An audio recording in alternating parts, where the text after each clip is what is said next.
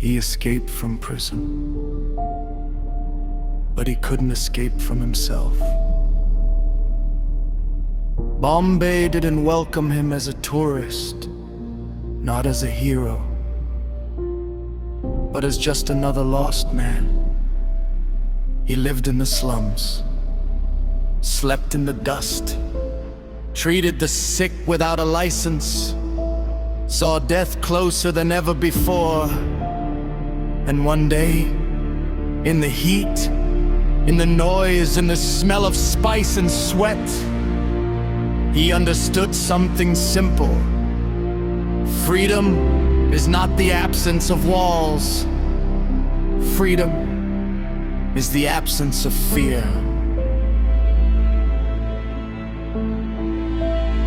He was a criminal, an addict, a fugitive.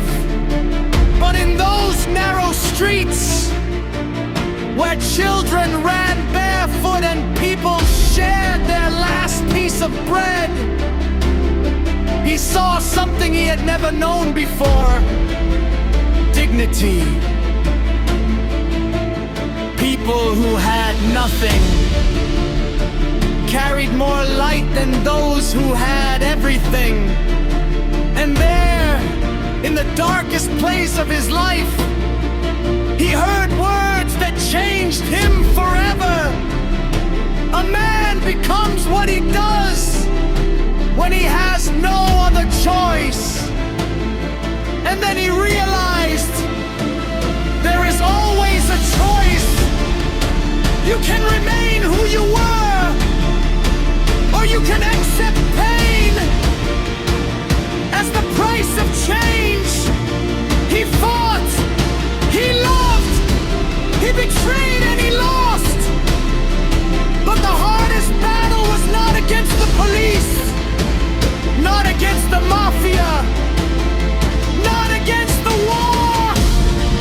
The hardest battle was against his own guilt, because the past never disappears. It sits beside you in a dark room, and it waits. And that night he understood. Redemption is not words, it is action. It's not enough to regret. You must live differently. And maybe that's why this story is so powerful. Because it is not a story about crime.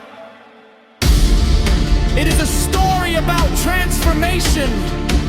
About the fact that even a man who has fallen to the lowest point can rise again. Not perfectly, not without scars, but truly. And maybe the real question of this story is not whether you can escape,